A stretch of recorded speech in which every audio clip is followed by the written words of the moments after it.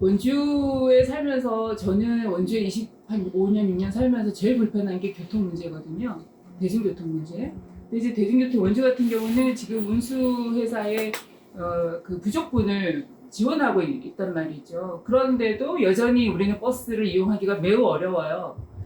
그러니까 그러면 저는 이제 그냥 단순하게 생각했을 때 차라리 그냥 다 매입을 해서 공영제로 가는 게 낫지 않을까? 뭐 그런 생각도 드는데 이 문제가 사실 수십 년째 원주는 아주 그 현안이거든요. 시민들한테는. 근데 공무원들이 얘기할 때는 좀 다른 것 같아요. 이렇게 뭔가 현안 사업에 대한 인식의 수준이 서로 다른 거 이런 게 아까 지금 보니까 사회조사 상당히 구체적으로 하잖아요.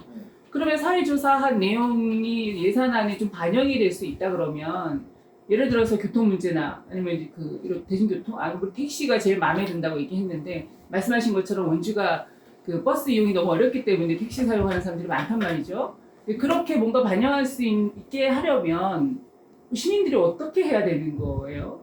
너무 좀 의문인 것 같은데.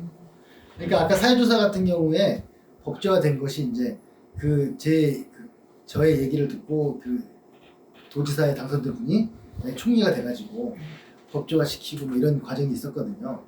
그렇기 때문에 이게 왜 필요한지를 알게 된 거잖아요. 이게 내가 몰랐던 전혀 다른 사람들의 생각이 있었다는 거니까. 그래서 일단은 원주에 있는 사람들이 제가 볼 때 아까 말씀드린 돈이 부족한 문제는 아니고 이걸 어떻게 설계할 건가, 어떤 방향으로 가야 될 건가에 대한 합의가 좀 먼저 있어야 될 것 같아요. 그냥 막연하게 공용하면 좋지 않을까 이렇게 그런 정도까지는 아니고, 근데 그게 아주 높은 수준의 누가 전문가가 딱 정답을 전달해 주는 게 아니라고 생각해요. 전문가는 계속 자기의 안과 아이디어를 내는 거고 시민이 그게 체화가 돼야 되고 또 상식 수준에서 판단할 수 있다고 생각합니다. 저는. 그래서 이거 좀 다른 얘기지만 전철 같은 경우에도 저는 대구부터는 안 만들어야 된다고 생각을 해요. 서울, 부산 빼고 트램이나 뭐 지방에서 좀 돈이 안 들어가게. 말만 경전철이지 지하에 뚫으면 그 경전철이 아니거든요. 근데 다 그 경전철이라고 하는데 아무튼 그래서 이 공공성이라고 하는 건 사람들이 일단 적자 흑자는 둘째치고 사람이 얼마 많이 이용하고 만족하는가가 우선인데 이제 부산 같은 경우 되는 거잖아요. 27%가 지하철을 이용하니까 그럼 지하철을 만들어야 되는 거죠.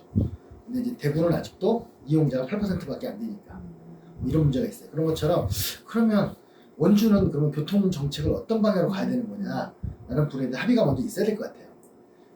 돈 문제는 참고할 자료인 거지 돈 문제가 중심이 돼서 할 문제는 아닌 것 같아요. 돈이 없는 건 아니기 때문에. 그래서 근데 거기에 이제 그 이해 관계자들 이들과 어떤 이제 그게 해야 되는 거냐. 아까 신한군 같은 경우에도 격렬한 반발이 있었죠. 제가 볼 때는 약간 폭력을 많이 쓴 것 같아요. 군수가. 갖가지 방법으로 예를 들면 적자를 안 메꿔주는 거예요. 트집을 잡아가지고. 물론 정당한 트집이었겠지만 너희들 뭐 몇 번 빼먹었고 뭐 했기 때문에 안 줘. 그래서 결국 스스로가 버스에서 포기할 수밖에 없게 만드는. 절대 포기하지 않거든요. 이 황금알을 낳는 이 업체를 왜 포기하겠습니까? 거기 이제 얘기 들어보니까 근데 그 군수가 뭐 다른 부분에서 비판을 많이 받는데 버스 공용화 문제만큼은 굉장히 저는 찬양을 좀 합니다. 제가 자료를 보다 보니까 인구가 한 5년 동안 5%가 증가하는 사이에 세출 결산이 80%가 증가했어요. 원주가. 그러면 인구 증가한 것에 비해서 실제로 돈을 쓴 내용은 훨씬 더 많다는 얘기인 거잖아요. 그렇죠. 그렇죠. 그런데 또 잉여금은 이렇게 790억이나 남았단 말이죠. 물론 다른 비슷한 유형의 다른 도시보다는 적다고 지금 말씀하시는데 이렇게 많은 잉여금이 남았다라고 하는 거, 그리고 이제 그 잉여금이 그나마도 2천억에서 790억으로 줄어든 게 기금으로 다 이렇게 전환했기 때문이라고 하셨잖아요. 근데 기금이라고 하는 돈의 성격은 뭐랄까 그 안에서만 써야 되는 돈의 성격 아니에요? 무슨 기금 그러면 기본 목적에만 이게 칸막이가 있어서 다른 데를 전용하거나 이러기 못하는 거잖아요. 네. 그런데 이제 아까 통합 안정화 기금이라고 하는 거는 용도가 일단 저장해 놓는 것만 목표이기 때문에 쓸 수 있습니다. 그리고 이제 많이 요즘은 행안부도 많이 생각이 바뀌어가지고 저거 말고도 또 많이 남는 돈들 중에 하나가 주차장 특별회계나 상하수도에 있는 특별회계 있는 아까 여유자원들 있잖아요. 이거를 원래는 그 용도에만 써야만 하지만 재정관장님에 넣어놓고 예수에 딱 빌려 쓰는 방식으로 쓸 수 있게는 열어놨어요. 또 그 이상도 좀 열어놓긴 했는데 그 이제 이 관료사의 가장 큰 문제는 칸막이를 지키는 그게 꼭 나쁘다고 만은 볼 수 없지만 지금은 굉장히 비효율의 어떤 그 이유가 돼버린 거죠. 그래서 그런 거가 지금 상하수도에 묶여있는 돈이 5조 정도 되거든요. 지금 정부에. 그것도 이제 못 쓰고 계속 언젠가 쓸 거라고 하면서 이제. 근데 그 1, 2년에 쓰는 거라면 뭐 이해할 수 있으나 10년, 20년 후에 그리고 지금 또 많이 바뀌고 있잖아요. 그래서 이 변화되는 세상에 맞출 필요도 있습니다. 예를 들면 주차장 같은 경우도 전국적으로 한 3조 정도 쌓여 있는데 특별하게 아마 여기도 있을 거예요. 저 원주도. 근데 지금 서울 같은 경우는 한 대당 2억 5천이 들어요. 100억을 써도 겨우 40대밖에 주차를 못 하거든요. 그러면 이걸 굳이 해야 되는 거냐라는 게 된 거예요. 그래서 요즘 생각이 저희 방향이 좀 많이 바뀌어가지고 주차장이 서울이 140%거든요. 확보율이. 그러면 공유로 하자. 그러니까 전체 양은 남으니까. 그래서 그 아파트나 오피스 빌딩이나 이런 거를 주차업을 할 수 있게 하는 것도 이미 열어놨고 굉장히 많이 열리고 있습니다. 그런데 그 활용을 안 하는 측면이 있고요.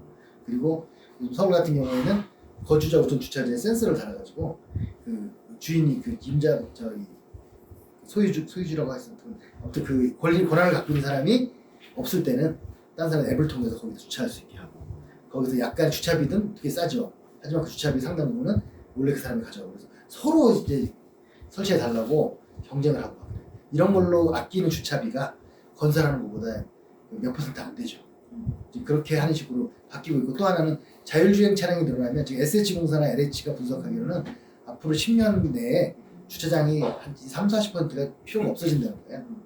자율주행 차량이 늘어나면 25년도부터 고속도로까지 자율주행 차량이 다닌다는 거 아닙니까?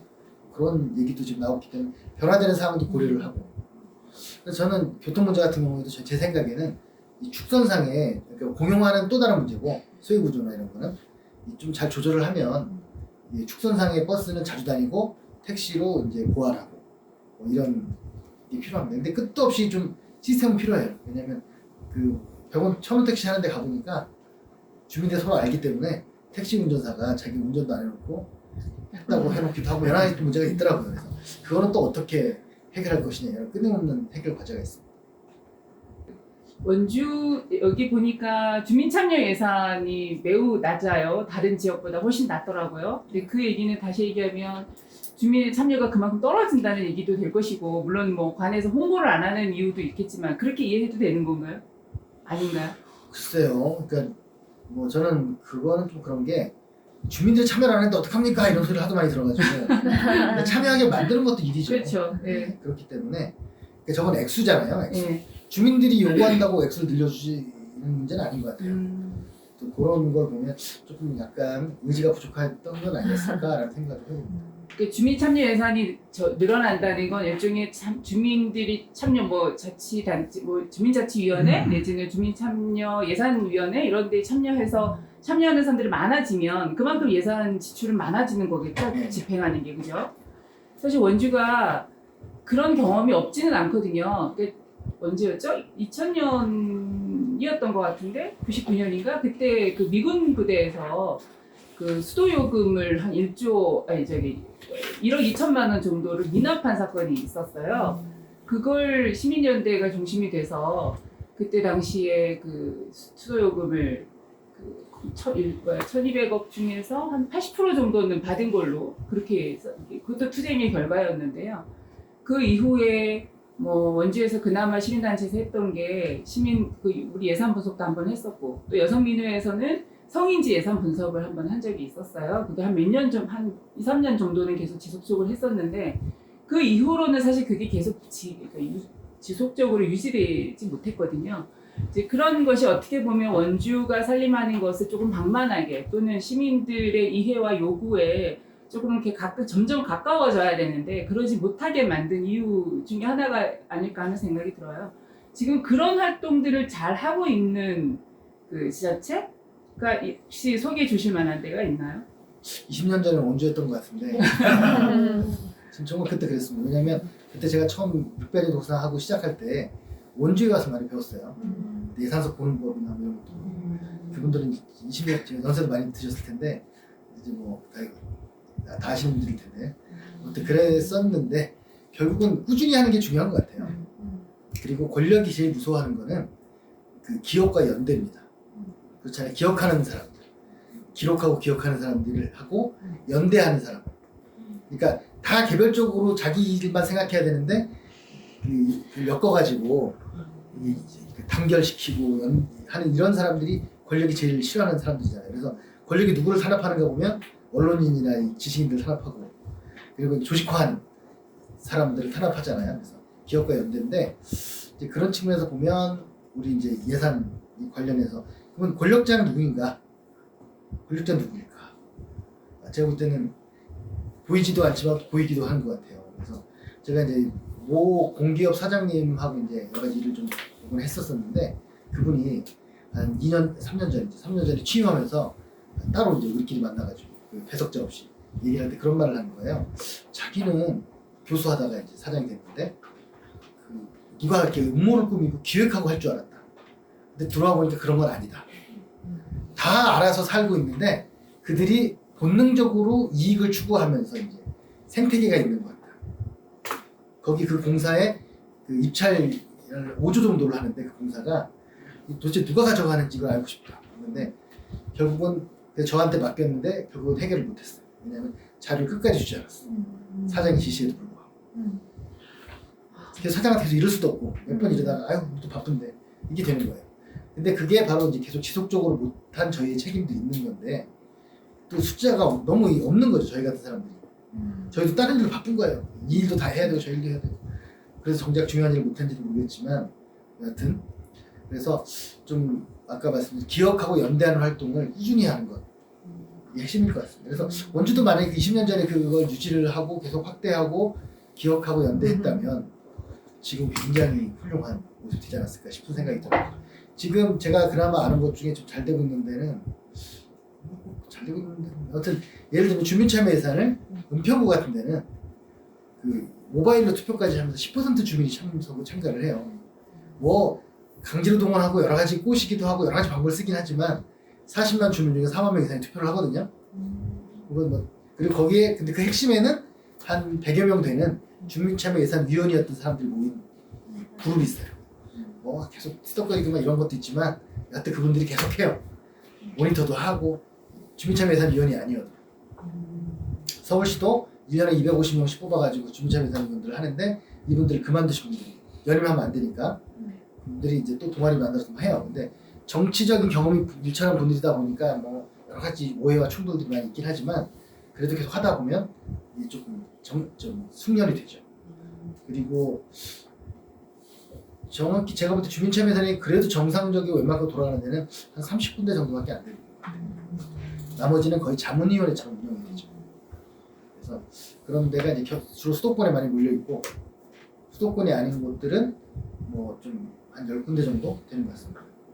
그리고 그게 잘 연결이 안 돼요. 예를 들면 주민참여 예산이 제일 먼저 시작된 데가 광주 북구거든요.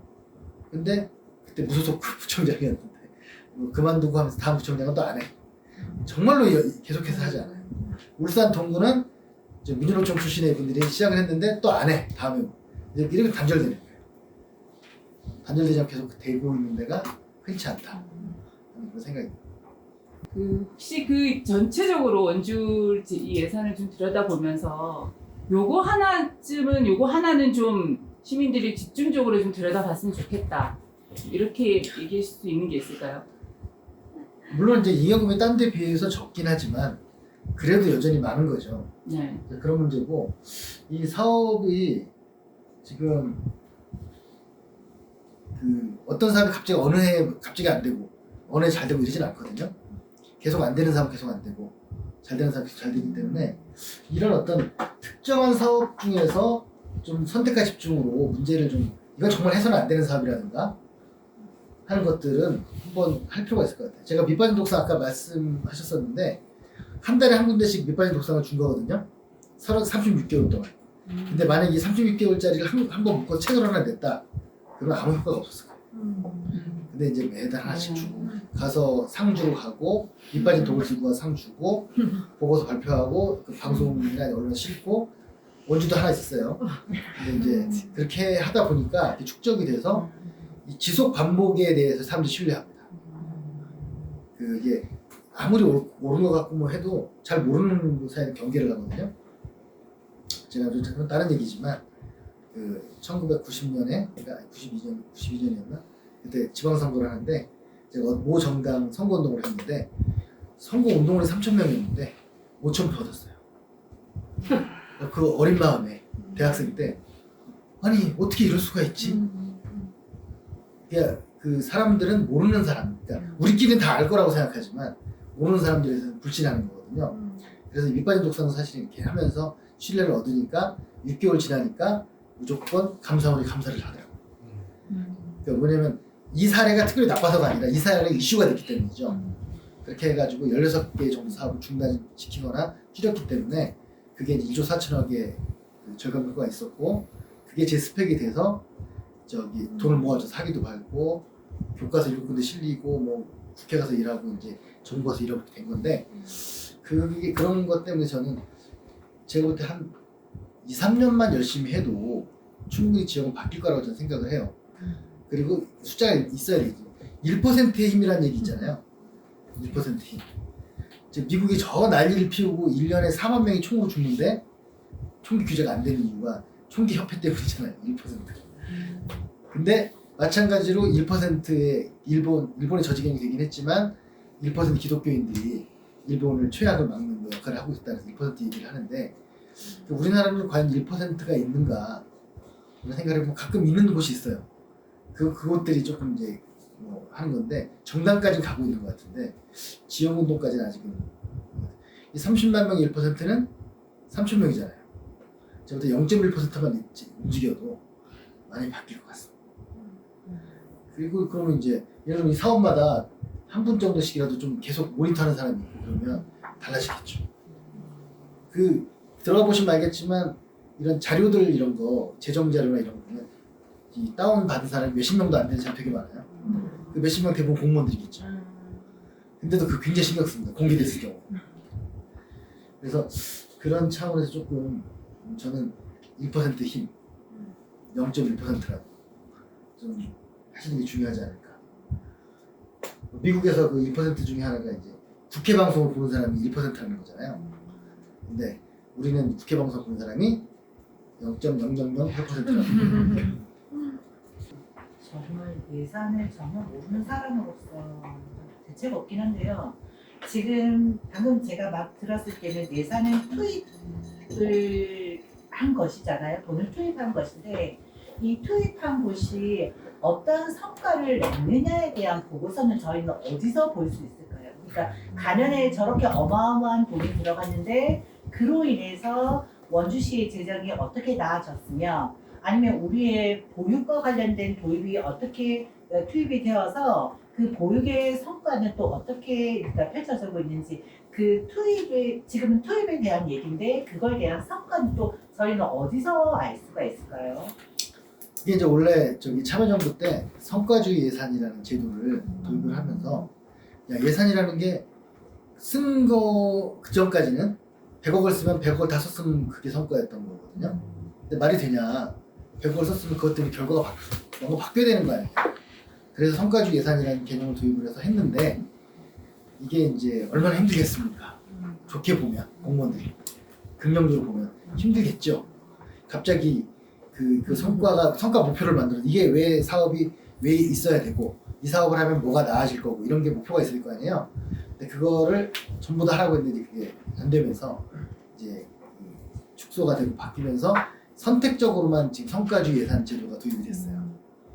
그 선택을 하다 보니 아무래도 조금 이제 복잡하고 어려운 거 빼고 이럴 가능성이 있겠죠. 그럼에도 불구하고 있긴 있어요. 성과주의 예산이. 그래서 그걸 또 결산으로 해서 성과 보고서까지 있어요. 그게 이제 홈페이지에 들어가면 성과 예산서, 성과 보고서 이렇게 있습니다. 예산은 예산서,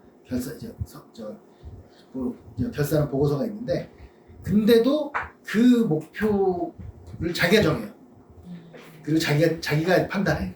그 스스로 누가 그 객관적으로 판단하는 건 아니고 근데도 그 한 굉장히 적지 않은 수가 성과 목표를 달성하지 못해요. 사실 그래서 저는 굉장히 그게 가장 중요한 핵심이라고 저는 생각을 해요. 예를 들면 셉테드라는 게 있습니다. 그 지역에 밤에 조명부터 시작해서 범죄나 이 도시 안전을 고려해서 뭘 만들어야 되는데 그것에 얼마 썼다로만 끝나는 거죠. 그래서 범죄가 줄어들어요. 그게 결과야 되잖아요. 어린이 교통안전구역을 설정해서 예산을 썼으면 예를 들어 50억 썼으면 50억 쓴 게 성과가 아니고 교통사고가 정말 줄었느냐 이게 핵심이잖아요. 그리고 산업단지를 만들었으면 얼마가 분양돼서 얼마나 소득이 늘어났느냐를 해야 되는데 그냥 산업단지 분양으로 끝나는 거니까. 그래서 그거를 제가 볼 때 성과주의 예산 아까 만약에 굳이 감시활동을 한다면 지금 그나마 꽤 소수의 사업이지만 성과 목표를 정했다면 그 성과 목표가 맞는 건지부터 어떤 거는 이미 달성된 성과 목표를 내세우기도 하고 그래요. 이미 다 했는데 그래서 그거 목표가 합당한지 목표를 달성하고 있는 건지 가야 되는 거죠. 예를 들면 이런 거거든요. 약간 다른 거긴 한데 도로가 2차선 도로가 있었는데 100억을 들여서 이 2차선 도로가 교통체증이 심하다고 해서 4차선으로 바꿨어요. 100억을 들여서 바꿨는데 그 100억을 아껴서 90억을 했더라도 교통체증이 안 풀렸으면 성과를 달성하지 못한 거예요. 지금까지 근데 예산만 본 거죠. 지금까지 집행률만 보고. 그래서 그게 한번 그거 보시면 되게 재밌어요. 뭐 예를 들면 저는 이게 가능하다고 보는 게 그럼 복지나 그런 걸 어떻게 하란 말이냐 이렇게 나오잖아요. 만족도 조사 같은 거 하면 되죠. 주민들이 만족도 그것 때문에 뭐 출산율까지 가면 좋겠지만 그거까지 아니더라도 충분히 저는 할 수 있다고 생각합니다.